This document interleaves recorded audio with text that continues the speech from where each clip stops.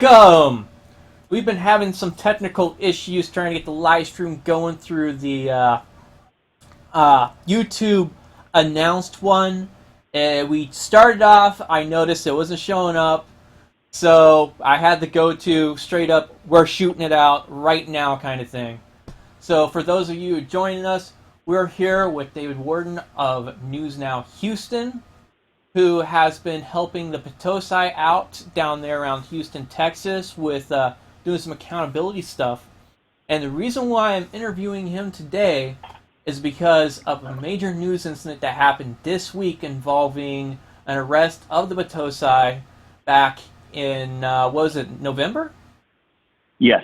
Yeah, back in November, where an officer arrested Philip Turner of the Battousai, and then went and found his car and dug his wallet out of the car, and then went back to continue to process him and all that stuff.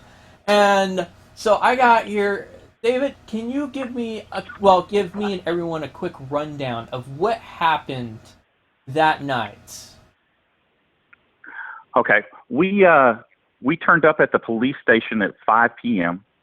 and we were there to film the Fallen Officers Memorial. Philip was going to do a story about a detective that was murdered, a black detective that was murdered. I believe it was in the early 20s, if I'm not mistaken. And his name doesn't appear on that monument. He's the only black officer killed in the history of Galveston PD, and he belongs on that memorial with the rest of those officers. And so we started filming before we got to the memorial. Philip always turns his camera on as soon as he gets out of the truck and doesn't turn it off until he gets back in. He runs constantly. I, on the other hand, I just run in 15, 20 seconds and stop and then start over again. That's for editing purposes. But we got around by the Fallen Officers Memorial. We're 50, 60 feet apart, and Sergeant Chapman pulls up in a patrol vehicle, and literally within just a couple of minutes, Philip's in handcuffs, and they're putting him in a patrol car. Now, we're, like I said, 50, 60 feet apart, and they don't pay me any attention at all. The only difference between us is that I'm old and white, he's young and black. And so they carted him off to jail, which really pissed me off. So I stayed on and was very provocative in my filming. I actually went on their property and filmed policemen sitting in their patrol cars, and filmed their personal vehicles, and filmed in areas where they should have bothered me and didn't. Short time later, after a couple of hours, I realized they weren't going to kick Philip loose, and that I had the only video of his arrest. Unfortunately, some departments are bad about seizing your video or erasing it, and so I wanted to make sure that that video stayed secured. So I departed the area, went back to the car, and was just basically hiding around the car. Short time later, I noticed they set up a perimeter, and I assumed they were looking for me, and as it turns out, they were. But I was hidden pretty good. So not long after that, I noticed a white, unmarked police car riding through. With the guy had his hand hanging out the window up in the air, and I wasn't sure what he was doing, so I just kind of kept watching him. And then as they passed Philip's car, the lights flashed on his car. Now, we were parked about a mile and a quarter away from the police station. And what they did was they removed his car keys from his personal property when they had checked him into the jail, and they drove around that perimeter, pushing the alarm button on his key fob until the lights flashed on his car, and that told them what car it was. They then proceeded to search the vehicle, and I filmed them while they were doing that, and they also turned up on Philip's dash cam setup as well. And then after that, they returned back to the police station and gave Philip a rash of crap, and I just stayed on there and called Carlos Miller at Photography is Not a Crime and let him know what was going on, and then I called a friend to come and pick me up. Yeah, and the interesting part is they turned off dash cams, which, yeah, do you think that inadvertently actually preserved the evidence of them standing around the car that Philip later released? I actually had video of them doing that. So we had video in either case. But the fact that they turned off the dash cam really just kind of speaks to the fact that they knew they were doing wrong. Yeah, I agree with that part. And the only reason why I mention that is because I got a dash cam, but it only holds footage. Well, it can only record for so long, kind of thing. And roughly, I think it's about 8 hours I got it set to, where before it cycles back through the footage. And I was I can't remember exactly. How long was Philip in jail for? He was in jail for, I don't know, let's see. They arrested him about 5:30. He got out the next day about 11 in the morning. But his dash cam doesn't record all the time. It has a motion sensor and a power sensor. So if you walk in front of the car, the dash cam starts recording. And if you hit the alarm button where the lights flash or open a door, the dash cam starts recording. Oh, okay. That's a cool feature kind of thing, and I'm gonna have to look into something like that in the future. Mine's just a cheapy one I got for free on a contest. So thank you, Know Your Rights. Yeah, mine. I've got one too, and I wish it was more like Phillips. Phillips is badass. Yeah, but I find it quite interesting the fact that I just on the luck part while you're waiting to get out of there, you saw him show up and get into the car and get that. I mean, a portion of that on film for your cameras was quite amazing. And it's quite ballsy also for the officers to literally go and do that, dig into a person's car without a warrant or anything like that, when they should have known better if the guy's got a camera. Well, Phillips' camera, they were going through his camera as well. The issue is this with when it comes to Galveston, not just Galveston City Police, the Galveston County Sheriff's Department. They do what they want, and nobody holds them accountable. It's known here in this area just how bad they are. And the thing is, nobody's ever got them on camera, and nobody's ever been able to post on social media to bring the kind of attention to them that this did. They literally had no idea how to handle this when the phone calls started coming. They were just, when you would call and mention Philip's name, they would just hang up. Sorry, yeah. And I heard about that, and I also seen a little bit of their blatant censoring and deleting or hiding of posts that people made on their Facebook page. Are they still doing that currently? Has there been anything about public records with that? No, nobody thought to follow up on that. At some point, they're not the only department around here that does that. That's a very common thing. Nobody's dragged them into court yet on it, and that's what it's going to take to force. They don't change on their own around here. You have to drag them into court and force them.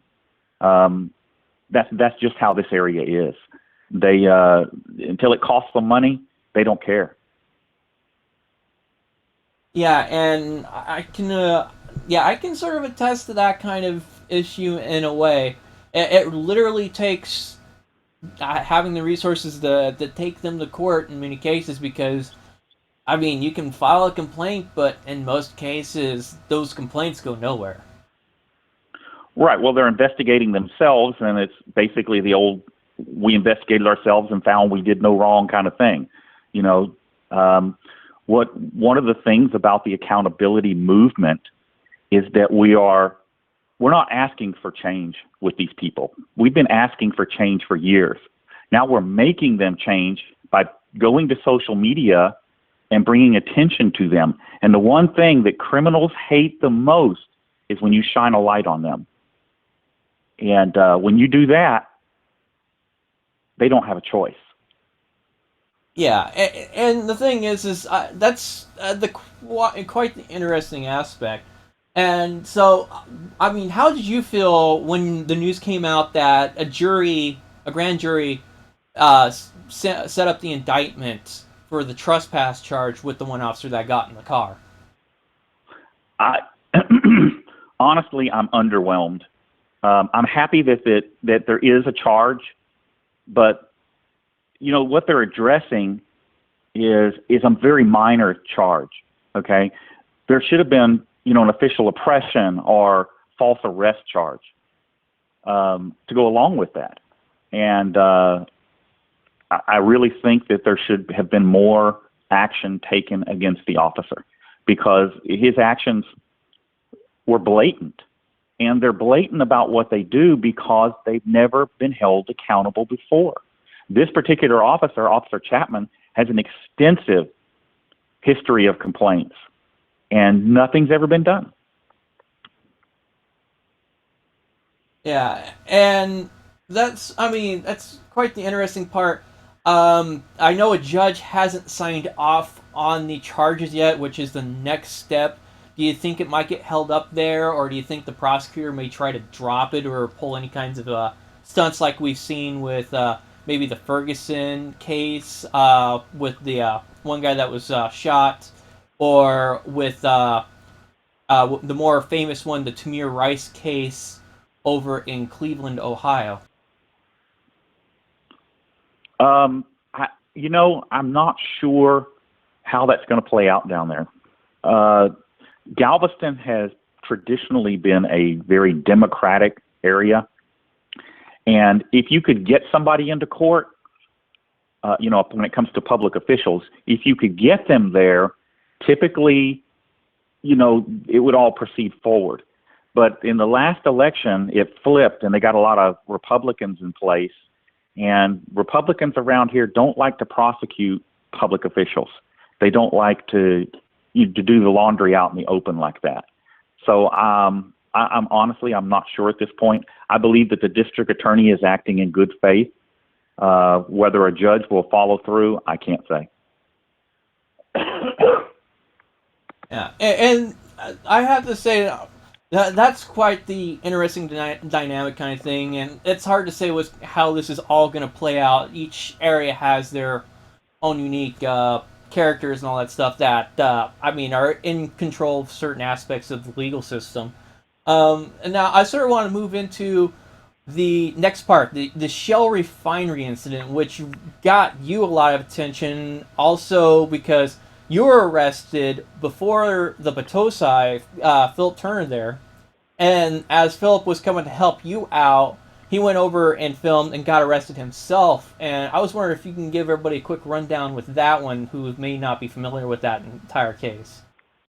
Sure. I had actually been out there the day before and filmed along the roadway and was contacted by the Deer Park Police Department. It was a very cordial, friendly contact.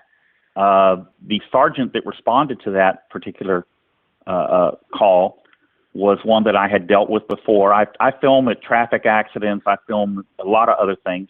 And this particular day, I had a news outfit out of the east that had contracted me to go out there and get some pictures of the Shell facility, because Shell was doing a bunch of layoffs. And so it really wasn't an audit that I was out there for. And but the police came along, and I it becomes an audit at that point, and I just played through it, and it was fine. So I had been over about a mile away from Shell the next day, which was a Monday, filming near the refineries, and the Harris County deputy that's the liaison for Homeland Security came and stopped and talked to me, told me I was fine, there was no issue with what I was doing, I was on the public right-of-way, yada, yada, yada. So I go a mile down the road to Shell, and a Harris County deputy pops up and just basically goes nuts. I mean, he grabbed my camera and threw it in the mud, and when he did that, I was already handcuffed, but I called him a tyrant and a few other names, and he charged me with interfering with a public servant.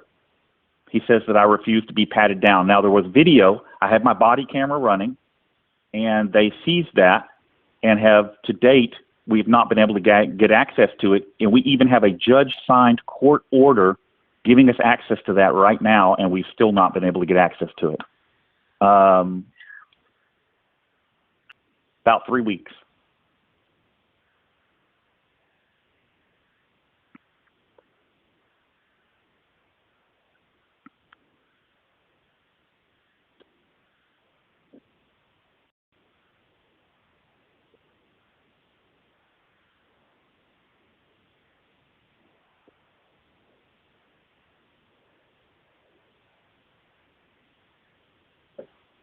You know what? I keep Well, forgetting I got a mute thing here on the mic, so I don't accidentally make too much noise with keyboard typing and all that stuff. So, okay, but I have a question for you on that part. Um, okay. sorry, with that, people probably didn't hear my question. Is that do you know of anybody that else that has had an issue with getting stuff back or taking a long time getting stuff back from uh, the police in that area? Sure. They, in this particular instance, the video from my body camera shows that I'm innocent of the charge that I was accused of. Basically, he says I refuse to be patted down, which isn't true. Um, so once we have the video and show it to the prosecutor, they have no choice but to drop the charges. The sheriff's department doesn't want that video published. So initially, they couldn't account for my cameras. They weren't in the evidence room. They weren't in the property room. They just vanished. And it wasn't until I turned up, the sheriff did a town hall meeting, and I sent them a message on Facebook and told them I was coming there and that I was going to get some accountability. And when I got there, the PIO cornered me before I got the sheriff and said, "We've got it. I've seen pictures of it, blah, blah, blah." But as far as getting your property back after something like this, yes, it takes forever. They're in no hurry to give you anything back. They had no reason to seize my cameras. All they needed was the SD card out of my camera. They take that stuff to shut you up. And that worked for a minute, and then my subscribers stepped in and funded me to buy a new camera, and the sheriff's department has been miserable ever since. Oh, I bet. So, I can't really expect you to answer too many questions about the case because you are sort of on the legal defensive right now. So I'm not going to try to push too much the issue on that part. Also, for those who are tuning in, if you have a question you want to ask News Now Houston, go ahead and post that in the chat there, and I'll try to make sure to ask him those questions. I got a window tuned in, so I can keep an eye on that. But the next part is how are things with Philip? Did his arrest charges get turned over, or what's the deal for him? We we're both out on bond, of course. They arrested him and charged him with criminal trespass on a public sidewalk, which is basically what they did was the deputy grabbed him and pulled him onto Shell property, and you can clearly see that in the video. And then he called the district attorney and told the district attorney that Philip was 3 feet onto Shell property. And so the district attorney approved charges for criminal trespass. I've been back there. I have filmed the location where he was arrested. That's all been provided to the attorney, and the attorney has scheduled a meeting next week with the district attorney to show them that video, and that should resolve his case. He should have the charges dropped at that point. In the meantime, we recently figured out that the deputy that arrested him was at my arrest as well, and so he knew who Philip was. That's actually quite interesting on that part. So I know some people. I've talked with a few people on Reddit and stuff like that, and they said, "Oh, well, the property goes past that little sidewalk part." Do you have a sort of a comment on that part issue right there? Well, the property line goes all the way to the street. Okay, but there's what's called a public easement in place. If you look at where Philip was standing, he is on a wheelchair access point. The county mows the grass in front of Shell. All right, the street that's there actually goes down before it connects to their road about 25 feet. There's public utilities there, light poles, sensors in the ground for the control lights, the red lights, all of that. He was clearly on public property. Yeah, and I've sort of had those debates with a few people too, and all that part. And I wanted to at least get someone who knew more about it to actually be able to state the facts and all that stuff, which is the important thing for his case at least. And I'm pretty sure will be an important fixation for your case. On top of that, do you think the live streaming really helped out with his entire case with that incident? Yes, absolutely. Because in my case, when the sheriff arrested me, there was no live stream. They took the video. That meant they controlled the narrative. They came out and said all this stuff that was untrue, and we turned some of that around already and shown that it's lies. But in Philip's case, they thought they had the video. They didn't realize he was live streaming. So they initially came out with one story, and then 2 hours into it, the next morning, about 8 a.m., they released a statement, and then 2 hours later, they took that statement back and changed it because they realized that the video was out there. Yeah, I'm pretty sure they realized the mistake for sure on that one. I do remember some of the news articles about that, how it was sort of like the original police beat kind of thing. It's like, oh, they got someone sort of semi YouTube famous there arrested, and then all of a sudden it turns out that oh, there is video footage of what happened that's contradicting the police statements. Correct. Um, And they don't, they, again, like Galveston, they have never been caught red-handed like this. Everybody here in the area knows Harris County sheriff's deputies are, if you make them mad or if you oppose them, they'll file criminal charges on you. They just create criminal charges out of thin air. And that's what happened to me, and that's what happened to Philip. But they had never been caught like we caught them. And they didn't know how to react to that. They went into immediate damage control mode. yeah, and sort of, I'm not sure how familiar with a more recent case. Well, I mean, not a more well-known another case that the Philip had, where one of the police departments said he came in wearing like a large overcoat that and possibly hiding a Princeton. shotgun. Yeah, it's Princeton. They released a statement saying that, okay, now keep in mind it was like July. They say he's wearing like this long, heavy overcoat with a hood, and he's got something hidden under his jacket. And, you know, it was all lies. Philip created a video and showed pictures of himself, you know, standing in front of the police station. You can see his reflection in the window. He's wearing gym shorts and a T-shirt. Yeah, and I've lived in Texas for a couple of years there when I was in the military, and I can say you don't wear that.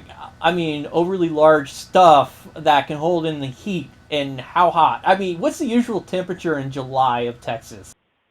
Oh, we're in the triple digits.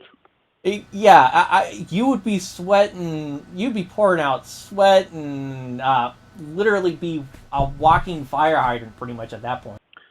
I don't think that you could stay conscious long enough to go 15 feet. I mean, you would just overheat yourself and pass out. Yeah. It just stuns me about how bold that statement is. And also they have, very correctly, people have been pointing out that there was a security camera. So I think there's been some public records requests for that. There was not only a security camera, but the detective brought out a body camera and turned on the film. Oh. And at this point, they're not releasing the video from either of them at this point. Oh, okay. That's interesting because that would prove pretty well if they were putting out slander, which is a very big civil offense, too, if I understand correctly. Absolutely. Yeah. Anyway, let's go ahead and move on to some of your more recent work. You got your camera back. You got another camera going, and you've been punching out videos as of late, and I mean, you got some pretty good ones going on. Especially more recently in the past day or so, where you went and filmed toll booths. Can you explain a little bit more about that? Well, I have a lot of subscribers that are local, and one thing that I didn't mention to you was after my arrest with the sheriff's department, a bunch of the sheriff's deputies got together, and they know that their deputy screwed up, and they know I'm going to expose them. So they started picking on me. They started commenting on my social media, making threats. Doing all kinds of stuff. They also figured out where I worked at, and started harassing my boss, telling him that he hired a anti-police guy and all this stuff. And until they harassed him to the point that he had to let me go. Wait, okay. So you've been let go because people have been calling in and harassing your employer over the entire your off work activity. Correct. Not just people, Harris County deputies. It's specifically the deputies. Yes, yes. So, unemployed means I got nothing but time to go and film these deputies, and that's what I've been doing. Well, I get input from people who are local that tell me about things that are going on in different locations, and so I started hearing a lot about the toll police, the constables that patrol the tollway over here, and it seems they like to pull people over and search their vehicles without probable cause and things like that. So I popped up at one of the toll booths and started filming, and took about 7 minutes, and a sergeant come running out of the building, jumps in his patrol vehicle, and he turns out to be a Precinct 8 constable here in Pasadena. And he comes over and jumps out of his car, walks up to me, grabs me, starts patting me down. I asked him if I'm being detained. He says no, and I objected to the pat down. And he keeps patting me down anyway. He just basically was going to do what he wanted to do. And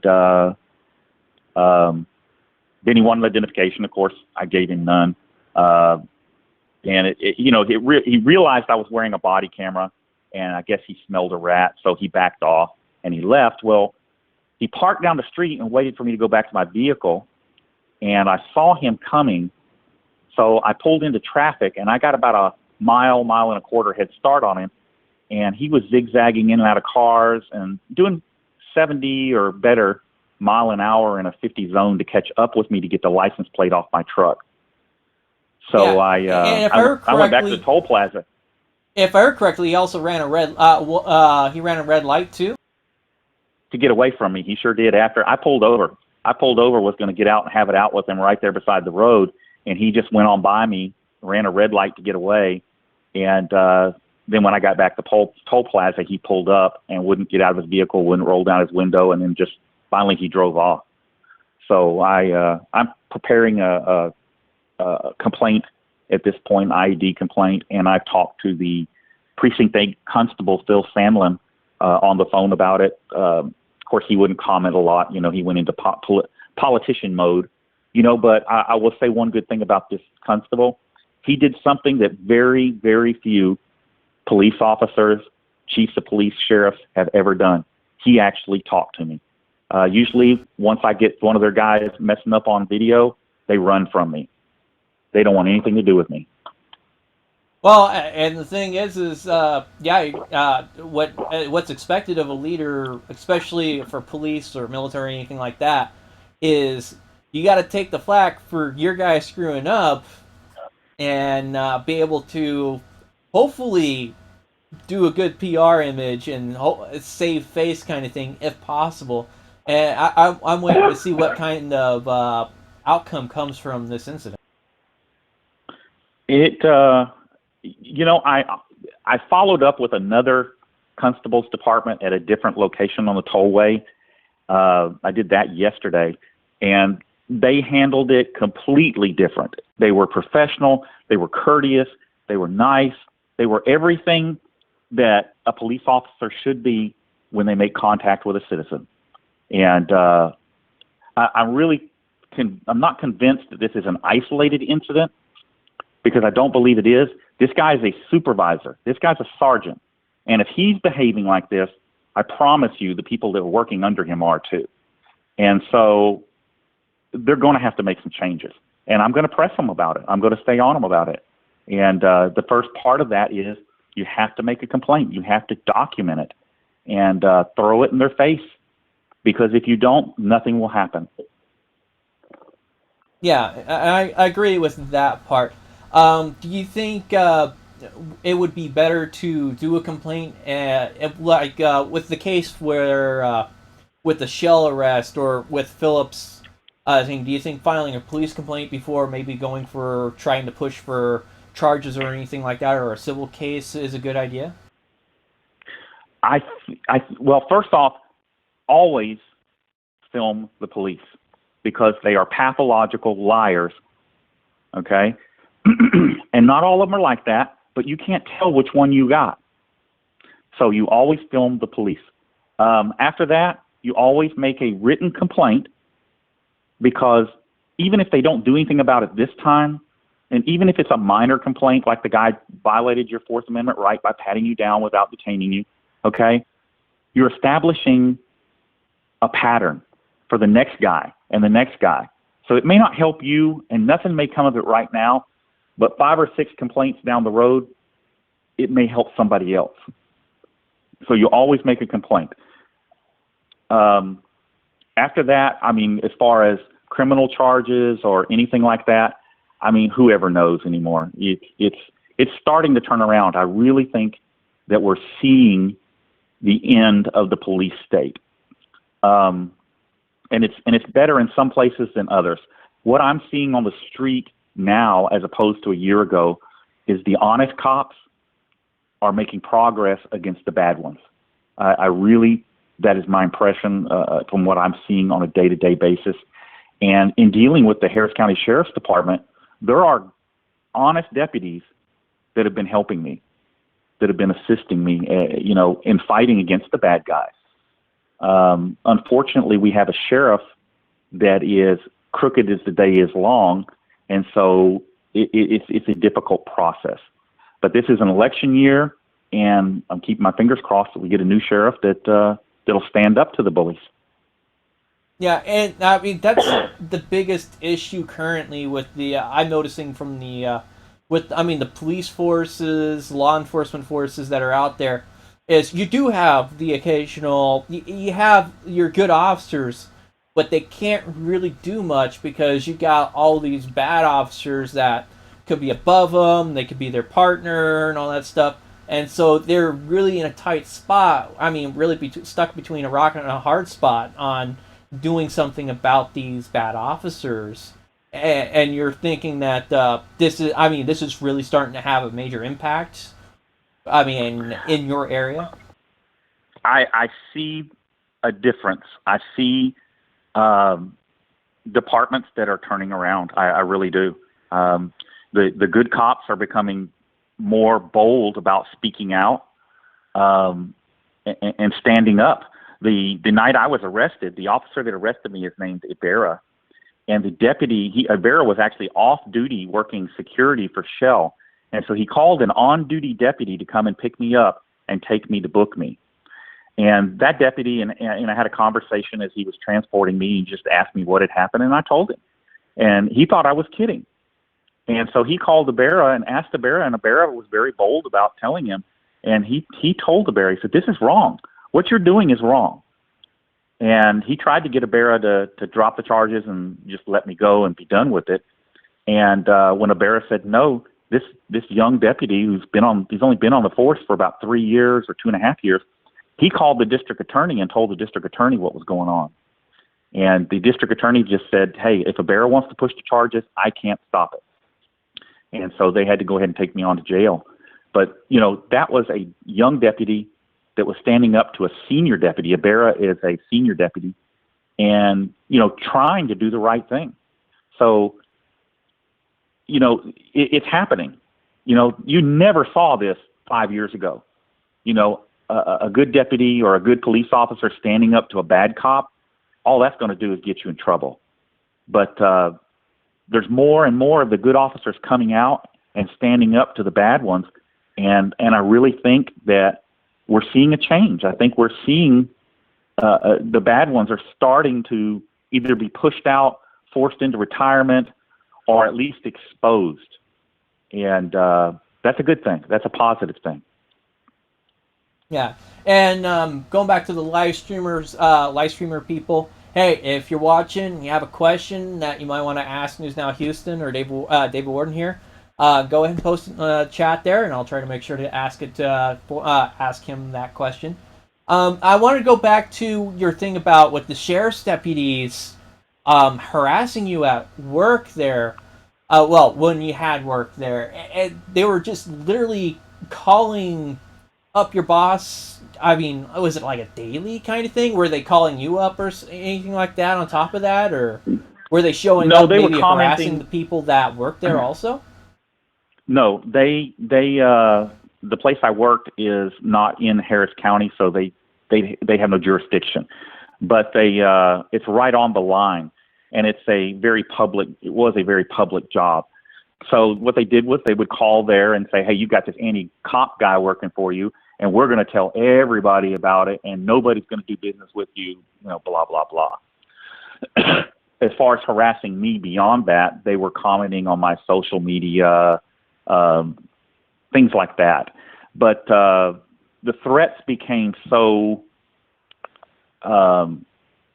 serious that I live on a big sailboat, and I've had to move off of the boat, and I'm staying at an undisclosed location because of concerns about my safety. Yeah, and actually, from what I understand, your rights on a sailboat, if you're even if you're living on a boat or something like that, are a lot less than if you were to have an apartment or a house. Is that correct? No, when you're in a marina, you're good. The problem is you're easily gotten to. You're on a boat. It's made out of fiberglass. Somebody pulls up on another boat. Bullets punch holes in it like it's nothing. The location that I'm staying at is very secure. It has a perimeter alarm system, and basically, if anybody walks into the yard, they'll be perforated very quickly before they even know anybody knows they're there. So it's a good location. It's a secure location. But what does that say about Harris County Sheriff's Department that a citizen has to go into hiding for his safety from these people? That's a very bold statement in and of itself. Yeah, and I mean that really raises an interesting question, because actually there was a very well-known cop blocker. I think it was over in California there that John Lang. Yeah, who was recording, who had a huge, extensive security setup and was recording a lot of interesting activity outside his house that was very questionable on what was going on. Even at one point, there was a van that drove up and opened up a door and had a camera on a gimbal setup and was pointing at his house. And yeah. I'm sitting here, I'm like, that's an expensive setup. What's going on here? Well, and he had, Philip A. Hemmings has been to his place. Philip A. works for Photography is Not a Crime, has been to the house, and there's like a $6,000 video surveillance system. Okay, this guy was killed inside his home. There is no way you can get in that house without being caught on camera, and the police say there is no video. Really? There's no video of anybody going in and out, and the police have seized the video, or they say there is no video, that nothing exists. It makes me. I'm wondering if any of, hopefully, like next of kin might be willing to take that video in, or at least release it publicly for people to do further investigating on. Well, if you could get the video, the police say it doesn't exist. The videos for that. The police department is the police. The police department are the ones that he said were going to kill him, and he said that the night before he was killed, and so you can't trust anything the police department says. Yeah, and I can understand. I mean, with that kind of stuff, why? I mean, some people definitely take their personal safety at risk if something major happens, especially if there's possibly a very corrupt police department or law enforcement department that they're going up against. Well, I mean, you're dealing with people that can kill you and say they feared for their life, and there's nothing you can do. This deputy that arrested me, there were some hacktivists that provided me information about him. I really don't pay too much attention to the information because it's not really useful to me at this point. But that deputy had agent provocateurs commenting on my YouTube channels, comment sections and stuff, and one of them just asked me, he said, "Can you give me, Deputy Ibarra's email address?" In Texas, okay, I can't give out any information about this guy while there's a criminal charge against him. So I told this guy exactly that. I said, "Look, I can't give you any information about this deputy while there's a criminal case. However, I do know who he is, where he lives, all that stuff. And when this is over with, I'm going to do an expose on that deputy. I said, in the meantime, I'm going to obey the law and not give any information out. That deputy took, they had been trying to get me to say something or do something, and I don't break the law. And so that deputy went and used his connections at the district attorney's office to try and get my bond revoked, saying that he was afraid for his life because I know where he lives. And we went to court on that, and the judge didn't revoke my bond. The district attorney actually backed off on it because I put out a video alerting everybody, and people started calling in. But what they did instead was they gave the deputy a protective order saying that I can't come near him or contact him, which I wasn't doing anyway, or release any information about him. But the purpose of that was to establish, that like I'm harassing him or something, and I'm not. And so now what I am is afraid to go downtown to film sheriff's deputies, because if I bump into him or he sees me down there, he's going to go complain to the judge, and the judge is going to revoke my bond and lock me up. So what they managed to do was silence me. And the district attorney, when we were in court, he told the judge asked him, has he threatened this deputy? And the district attorney said no. He said that all it is he has this information, and we're concerned about what he'll do with it. He might do something. It's pre-restraint, but the judge didn't care. He signed off on the order and granted the order. So at that point, I knew what this guy is doing is he's laying down, the footwork so that if he bumps into me somewhere, he can shoot and kill me, throw a gun down, and it'll look like, well, look at this. I was so bad. I was harassed so bad. I had to get this protective order, and things like that. So there are the causes for my concern. That coupled with the threats that I received from different deputies and stuff, and information. I have some good deputies in the sheriff's department that have donated money to keep me going, and have been feeding me information. And one of the deputies has told me, take those threats seriously.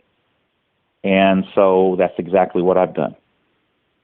Well, I'm glad that you do have, law enforcement people that are, seem to be happy for the work that you're doing and exposing the corruption and problem officers within the police department, which brings me joy to my heart on that part, just due to the fact that it's going to help bring about change and all that stuff. For the most part, it looks like you have an instrument. You're sort of being the catalyst for the change going on down in that area. There's sort of people that want it, and you're just being the public eye for it, correct? Correct. This Sheriff Hickman, if we can get him out of office in this election, there's a new sheriff that's going to be in, the guy that's running, and he has promised to prosecute crooked cops. He has promised to bring the Constitution back to the Harris County Sheriff's Department, and I believe him. So I'm hoping he gets into office, and I've spoken with him, and he will address my complaints and Phillips personally when and if he wins the election. And I have a question. Have you had any one-on-one talks or discussions with this person that's running for sheriff? Yes, that's what I'm talking about. His name is Carl Pittman. Yeah, I just sort of trying to get a little bit more details, kind of thing. If you had that opportunity to get that one-on-one, which is important. Maybe hopefully you can maybe get an interview with him. That would be quite interesting. I want to hear more about what he's got to say, because I remember you posted something about him doing a speech or whatever, again, discussion to a group of people there, and I sort of listened in on that, which was quite interesting. He is an interesting character. Now he has to be careful with me because I am a hot potato. Hickman will grab anything and try and say, well, look at this guy. He's running around with a guy that we had to arrest because he's anti-police, so he's got to have a little bit of balance. And I respect that. I have no issue with that. I'm not asking for any special treatment. I'm just asking them to do the right thing. It's that simple. Follow the law, follow the Constitution. I'm fine with it. And I believe that this new guy will. I really do. I hope he wins, because if he doesn't, then there is an organized criminal element within the sheriff's department, and I do not use that term loosely. It means just what it says: organized crime. And the only way you're ever going to clean up that department is to go in there and start weeding those people out. And you can't do that with the current sheriff, because he's one of them. Yeah. And going back to the people that are tuning in and on this live stream, if you have any questions or comments or something like that, get them posted in the live chat, and I'll make sure to mention them here at the news now. We're closing in on about an hour here. Been doing this interview, and I was hoping maybe some people would have some questions, but it looks like none are. So maybe I'm doing a really good job, or maybe they're just sort of listening in and doing other things. So who knows? I'm wondering, what do you have planned for later this year? Do you have any special plans of filming that you have planned? Do you have any new equipment that you're looking to get your hands on? Well, equipment unfortunately takes funding. Everything that I'm getting right now, my attorney is expensive. I've got some part-time work, and that's been carrying me over, along with donations from subscribers. But I need to get a better dash cam set up for sure. I need something like what Philip's got, because if you looked at that last video where that Precinct 8 deputy was chasing me, I'm having to hold a camera up and try to drive and focus his camera on the deputy all at the same time. And it was, if you had been outside the car looking in, you'd have been laughing at me. But, I need a second camera, because they are not releasing my other camera back to me. And it's just a matter of time before one of these deputies takes this camera from me. That's what they do when they want to shut you up. I actually had a deputy try to, one of the deputies that was harassing me. I was downtown for court, and as I was leaving court, I came upon a guy that was trying to drown himself. And I videotaped it, and the sheriff's department had no jurisdiction over it. They were there, but it was the Houston Police Department that had jurisdiction. And the PIO one of the PIOs from the sheriff's department named Gillian came and threatened to seize my camera, because I had video not only of the guy drowning, but of the deputies standing around and doing nothing about it. They just stood on the shoreline. Now, in deference to them, I'm going to say initially, I faulted them for that. But as I reviewed the video, it became obvious that they really couldn't see the guy from the shoreline. He was too low in the water. I'm standing over him on a bridge looking down, so I had a bird's eye view. And so I went back and I apologized to the deputy that I had vilified in my video. But the PIO that was there and a couple of other deputies that were up on the bridge were just making jokes about this guy that had drowned and died, and I videoed that. And they got pissed off about it. And so they threatened to take my camera and some other stuff. And then after the fact, that particular PIO posted on my video feed on the comment section, saying, "Hey, you're not a journalist. You're just,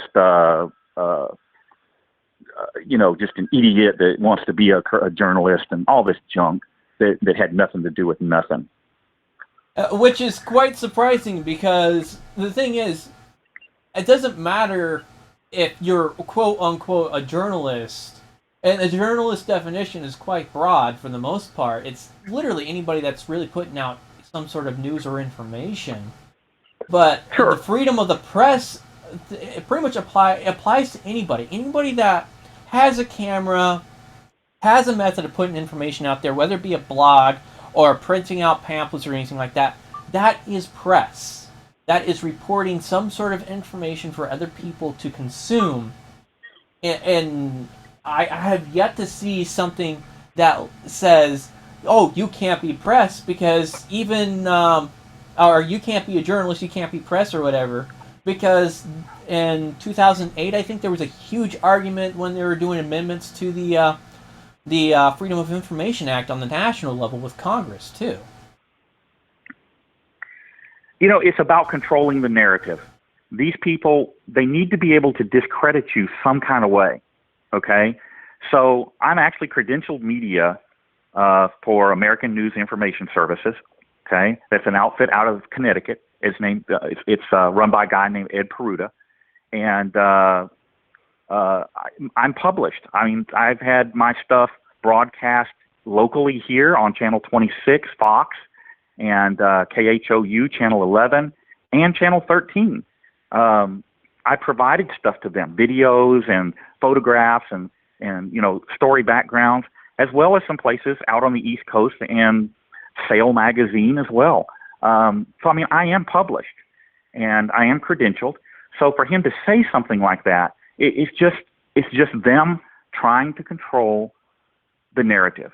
Because as long as they can control the narrative and get a good portion of the population to listen to them, you know, you're discredited. Nobody's going to believe you. They're not even going to bother to look at your video to see what the truth is because, hey, the sheriff says you're a liar. That's good enough for me. There are people that will accept that. And that has always been how they formed the public opinion in the past. Well, that's changed now. Now we have social media. So they can tell all those lies all day long, but in the end, you know, my video is there, and my video doesn't lie. So call me a liar if you want, but there's the video. And when I went through this stuff with Deputy Ibarra, I actually challenged the sheriff, Ron Hickman. I told him, I said, you know, I put a video out, and I said, look, I'll tell you what I'll do.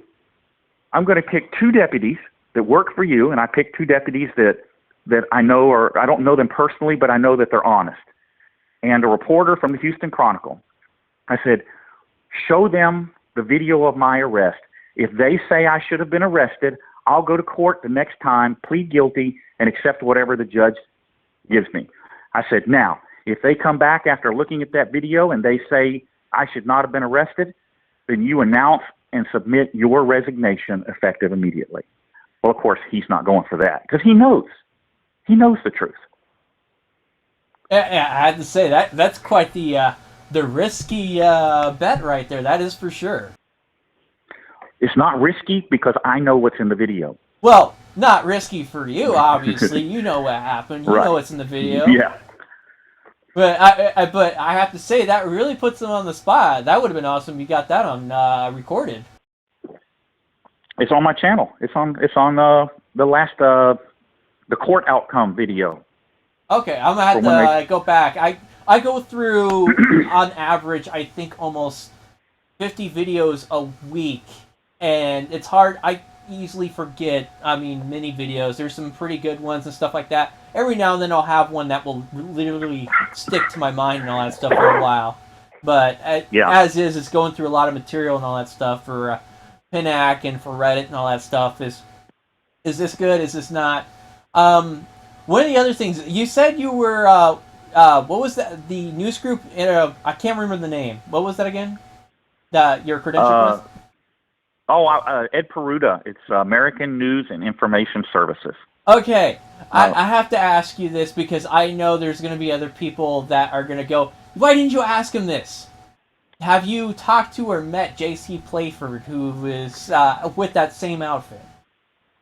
I know who J.C. Playford is. I've talked to him on the phone. We text back and forth, but we've never been face-to-face. Okay, yeah, because a lot of people love some of his work coming out of San Diego there, and he was over in Florida and all that stuff with Honor Your Oath, Jeff Gray. Right. People are fan of how he has a no-holds-bar with he's talking back to police saying, hey, you can't do this, I can do this, HIPAA doesn't apply. That's some really good stuff right there. He is a very in-your-face kind of guy. I'm really more laid back than that, but when I first started looking at police accountability videos. JC was one of the people, Bunny Boots, JC, Honor Your Oath. These were probably 3 of my favorites. Yeah, and how have you had a hard time getting yourself set up with your style yet, or anything like that? Or are you still in the learning process, do you think? It's always a learning process because every situation is different. Every police officer that you deal with is different.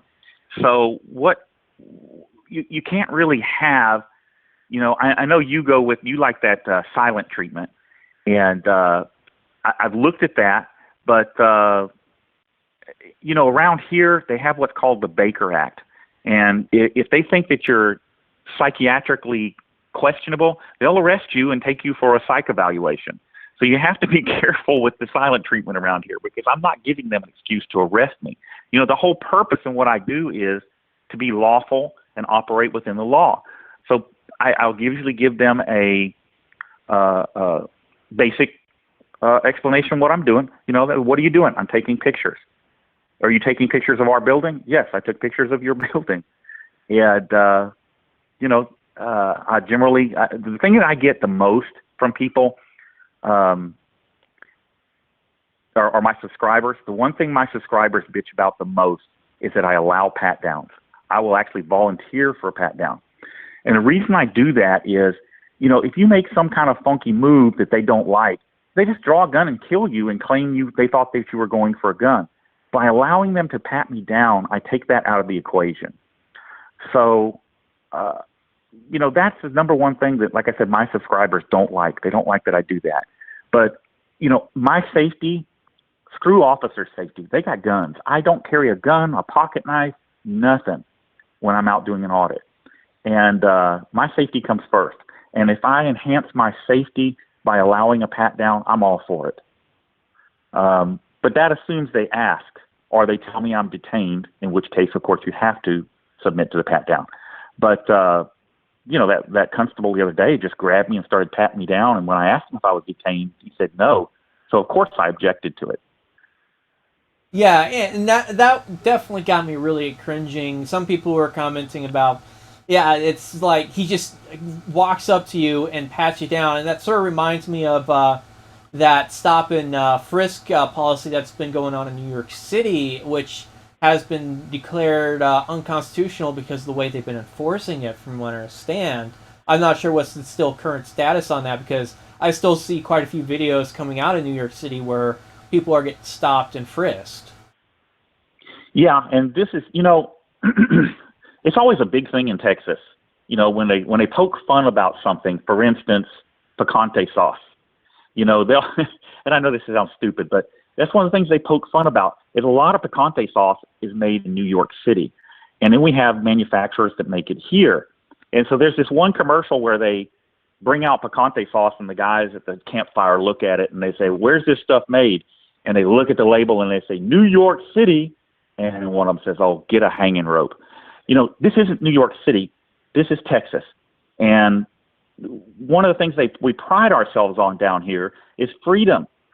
And I didn't post the video. I posted just a couple of quick points from it at the end of that Precinct 8 Constable's video. But I went to the constable station to make a complaint. And one of the things that I said to the captain that came out was, "This is not New York City.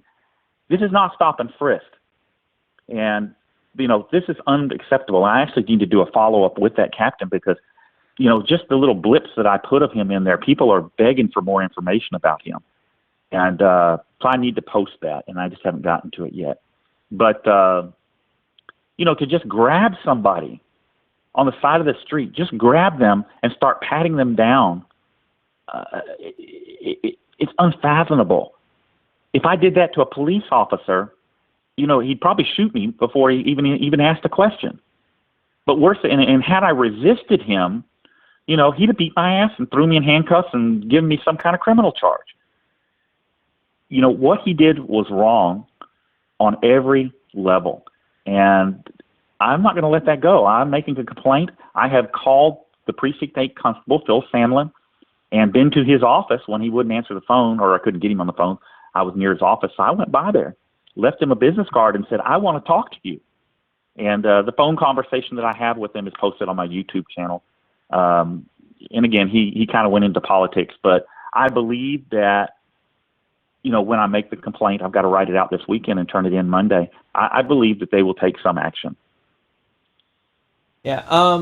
Also, you mentioned the Baker Act. So you suspect that if I were to show up in Texas and go and do a silent treatment video on some facility, do you suspect that there would be a pretty good chance I might be arrested underneath the Baker Act? I would be willing to bet money that if you did that someplace where you encountered the Harris County Sheriff's Department, I would be willing to bet money that they pulled Baker Act on you. Now you got my curiosity piqued. I might just have to do something about that. So, all right, I'm unemployed, so bring bond money out there. You hear me? Yeah, I hear you. I'm unemployed, so bring bond money. Come on, I'll back you up. Yeah.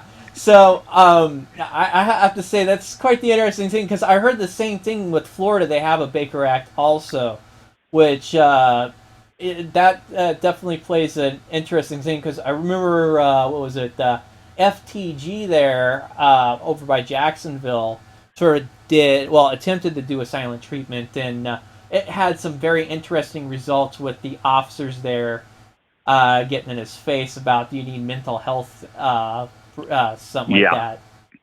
Yeah. So, and I've seen you've got long hair and stuff, so they're going to say you're some homeless guy, and we're worried about you, so we're going to take you down here and have you looked at. Well, I don't have the long hair anymore, but I still have quite this long beard that I'm growing out for something. So. Okay. Well, see, like I said, I would be willing to bet money that they Baker Act you. Yeah, but yeah, I have to say, I'm still curious. I'm still loving how the fact that some people have adopted or attempted to do silent treatment. Some successful, some not. I know Philip tried to do it once and ended up in handcuffs. I'm still not sure if there's a civil case that's ongoing with that or not for him, because I know he's got a couple now going since he's got a decent lawyer now lined up. Yeah, I think he's got like 6, if you count Galveston. I believe he's got about 6 going right now. Wow, that didn't take long. I know he's. I have to say that his channel, he started after me and has surpassed me in content, really, and decent content for dealing with law enforcement and also subscribers and all that stuff and views. Yours is, I'm suspecting you'll probably be able to surpass me by the end of the year with how fast you're growing. I'm just amazed that, especially since you're saying you got a lot of local people that are subscribing. That's kudos to you that you got people that are supporting what you're doing and they're realizing what's going on in their area. And that is, my subscribers have been what has saved me, honestly. And Philip and his subscribers have been a great help as well. But, when, I got arrested the middle of December, had to post bond, had to pay bills, basically it got fired within just a couple of days. So by the first of the year, I was dead broke and had to have a lawyer. The judge told me if I represented myself, I would have to come to court every day. So I had to get a lawyer, just everything that cost money. And, there was no money. So, my subscribers stepped up and helped me get new equipment. And they far surpassed what I needed for equipment. And I even let them know, hey guys, I got a new camera, blah, blah, blah. And still they donated money. They really carried me through. They helped me with getting an attorney. I owe those people an eternal thank you. And basically my deal with my subscribers is this: the first lawsuit that I get money from, whatever has been donated to me, I'm going to pick 3 charities and let my subscribers vote, and I'm going to donate from whatever money I get in settlement an equal amount to what was given to me to whatever charity they select. It's just my way of showing that my appreciation. My other way for showing appreciation is that, in my subscribers, if you look at my comment sections and stuff, I'm very interactive with my subscribers. When they comment, a lot of times I'll answer them back or I'll say something to them. And they really like that. They're very responsive to that. And I like it because, it keeps me in touch with them. And it's been a very good experience. Philip has actually picked up on something. I never wanted to be in front of the camera. I'm a cameraman. I want to be behind the camera. And this has forced me to get in front of the camera on a number of occasions. And I found that my subscribers actually liked that. They interacted with me through the comments section after I would post a video and talk about whatever. And so Philip is, we were talking and I told him, I said, you need to get in front of the camera and talk to your subscribers. They want to hear what you got to say. And so he did it. He just posted a video yesterday of, just updating people while he was driving his car and stuff. So the subscribers, man, without them, you just can't do this. And, you've got to keep them happy and like I said, interact with them and work with them, and they'll give you good leads. I mean, this thing with the toll booth people, that was a lead from one of my subscribers. Yeah, and I do agree. I have, what was it, the port facility that I filmed with the security guards threatening me and wanting me to delete footage, that actually came from a viewer giving me a tip about the port there. And I have to say, it's definitely quite the. The viewers sort of help give you power, but it's a trade-off. I see, because now you're gonna have less personal space, kind of thing. You're now putting your stuff. People are gonna dig into you. You're gonna be more out there in the public, so you sort of have less privacy. But the protection that it provides for doing this kind of activity really helps out. Especially like with an arrest and stuff like that. I know with my arrest, I had other activists and all that stuff trying to call and figure out what was going on with me, and all that stuff. I know with you and Philip there, when the Galveston incident happened, people were calling in. I remember there was the team of activists that I do network with were trying to figure out what was going on, and we're calling all over the place trying to figure out where you were at. So. Well, they black bagged me. When they first arrested me, they found my press credentials and my business cards, so they looked at my YouTube channel and realized that I was associated with, PNAC and the accountability movement. So when they first arrested me, they were holding me in cells that did not have working phones. And at one point, they messed up and put me in a cell that had a working phone, and I immediately got on the phone to Philip and alerted him to what was going on. They come running in there, get off the phone, and once again moved me to a cell that wasn't working. After they arrested Philip, I knew something was going on. I was still in jail, and there was a couple of guards that came to the cell I was in, put their head in there, said, "Which one of you is David?" And I'm like, "Oh, man." And they're like, "That's the guy?" And they were pulling deputies off the streets to answer telephones because they were getting so many phone calls about Philip and I.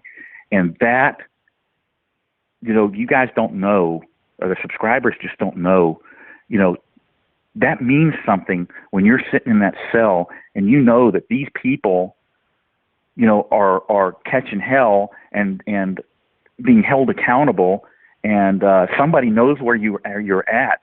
And, you don't know how much security and what a boost that gives you while you're sitting in there. Because the whole time when they black bag me and I'm sitting in there and nobody knows where I'm at, I mean, they could have hung me up in a cell and said I committed suicide. They could have done anything, and who'd ever know? So, those subscribers are your safety net. They are absolutely your safety net. And man, I thank God for every one of them, every subscriber I've got, and Phillips too, because those guys, like I said, it's been a concerted effort when we were in trouble to get in there and help us. And I had a family member that posted my bond and got me out. And before I could even bond Philip out, you know, I had people contacting me here. I got the money for his bond. You know, what do we need to do? And, you know, and I bonded him out. So, yes, the subscribers, man, the subscribers are everything. They're our audience. They're our safety net. You know, whatever you need, you know, I've got a dash camera right now, for instance, you know, and that was donated by a subscriber. Said, you need a dash cam? You know, here you go. You know, if it wasn't for them, we couldn't do this. And I wholeheartedly agree. What was it? November, year before last. I remember after getting done with the court issue where I ended up raising money for my defense when I was filming inside the federal courthouse there. And that case was done. I still had like $200 left. I have to go back over and look at the video for that where I did the accountability on all that stuff. But pretty much when I heard Tom Zebra or Daniel Solomon over there in California, him getting, he was in jail needing bond. I made sure I donated what was left of that so he could get out, get bonded out and all that stuff. And the camaraderie for that kind of thing within the community is pretty strong of, hey, so-and-so's in trouble, he's known for doing this filming, or you are actually a fan or pay attention to them kind of thing. People try to help out. I mean, the call floods, I know, definitely help in many situations. For the most part, people try to make sure to get the money raised and all that stuff on the Bell thing. And I've loved seeing have that network sort of increase, and more of the activists that are on the front lines networking, so this way we have more of each other's back. If we can't be there in person, at least being able to support. Subscribers calling in definitely, I mean, helps out. That's why I try to do the recording calls like with Jeff Gray the last year, where I record, it's like, hey, yeah, this is what they said, and all that stuff. I wasn't able to do the call thing for you because I was just busy at the time dealing with all kinds of stuff. But hopefully if there's if there's another case that happens in the future, I'll be able to back you up on that part if everything permits on that part. So. Well, when Philip got arrested in Galveston, we shut that place down. Their phone system couldn't handle all the phone calls. They were so frustrated. If you said Philip, when they answered the phone, they just hung up. Yeah, I'm serious. They just did not know what to do. They had to take patrol officers off the street to answer the phone, and even the patrol officers were just so frustrated with the phone calls they were getting. They were just hanging up, beating the phones on the desk and then hanging up. You know, stuff like that. It was crazy. That I have never seen anything like that. And I mean, when I got arrested in LaPorte, there was a call flood, but nothing like that. It was, you know, it's one of those things you look at it and you're just like, wow. And it was really one of those moments. For an activist, it's one of those moments that you dream of. Yeah, I can understand. Philip didn't know. Philip didn't know when he got out, and I got him and got him back up here, and I started telling him, and he's like, "No, you're exaggerating." And so we dialed the public information officer down there, and I said, "I'd like some information on Philip Turner," and the guy beat the phone on his desk and then hung up on us, and Philip was just like, "Wow." Oh man, did you? You probably didn't have that recorded, did you? No, I wish I had. But ask Philip about it sometime. He will tell you it was a very humbling moment for Philip as well as I. And I don't know if you've ever talked to Philip or not. You know, he's a very laid back, quiet kind of guy, and you know what you see in his videos. That's really just how he is. he's not aggressive. He doesn't get angry and yell and, all that stuff, whereas I sometimes, if you throw my camera in the mud, you're going to get an ass chewing. But I really, I strive to be more like Philip. I really wish I was more like Philip. He's a great guy, great young man, very intelligent. I can't say enough good stuff about him. Well, he's actually, I'm trying to line up to see if I can get him to come on next week to stuff. Hopefully that works out. I sent him a few messages, so we'll see what that turns out. Maybe we'll be able to, have him on the phone or on Google Hangouts here, do the live stream interview, and I'm sure a lot of people would love to tune in and ask him questions. We're pretty much done this for an hour, 15 minutes. We've done this for a while, so I might as well wrap it up. Do you have any final say? Do you want to shout out or anything like that? No, I think we covered a lot. I appreciate you taking the time to do this, and I like things like this when any of the activists do this stuff. I always try to tune in because it's a learning curve. It's a learning moment. You never know what you're going to pick up on. I don't know if you've heard my line, where the police ask, will say, "Hey, you're a suspicious person," and my subscribers love this line when I use it. I say, "Well, is that a misdemeanor or a felony?" I actually picked that up on a live stream chat somewhere. Somebody was talking about that particular item, and they said something along those lines, and I thought, wow. I said, that's perfect for an audit. And it has been great. It's been great. So I encourage people to listen to stuff like this and learn. And everybody get out there and film the police. Yeah. That's how you get change. That's how you make change.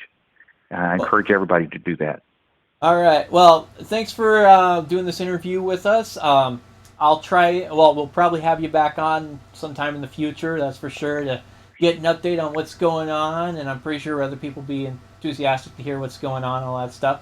I want to do a quick shout out to another channel that has been pretty much just started.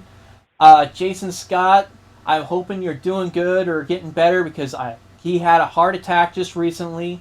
He's also been arrested too for trying to do a First Amendment audit. But what I'm really curious to see is him investigating more in the roadside smog checkpoints that are done on the side of the road. I would love to see some more work on that part. Get some more information. He said last time I talked with him, he's looking to possibly do that stuff. Well, get more on that. So hopefully your health improves and all that stuff. I would love to see you get back out there, but it's hard to say with what's going on for you. Also, check out News Now Houston. He's got quite a few videos going on. Some of them are actually a little bit entertaining, especially with the recent one where it had Itsy Bitsy Spider. So I sort of just chuckled at that. So it's kind of funny. That was Sheriff Hickman came to a crime scene that I was at, and the PIO ran over there and told him I was there, and he was scared to death. He would not get out of the car and turned around and left because I was there. Yeah. Well, and then as I'm going to leave off, I'm going to end this with a hint for my followers. There was already a few hints dropped, but there's going to be an upcoming major announcement for a huge, interesting a couple changes that we'll be doing with the channel besides just doing these live interviews with various other activists, which I'm hoping to have happen. So stay tuned and all that stuff. If you have a cop blocker, a First Amendment auditor, or someone that does a government accountability that you want me to interview, leave something in the comments to the video of this after the live stream is done. I'll see about trying to get a hold of them and try to do an interview. This way you can ask them questions, I'll ask them questions, and we'll see how that all goes. So nice having you here, David, and we're going to leave it off with this. And have a nice day or evening for wherever you are at. All righty, brother. Take it easy.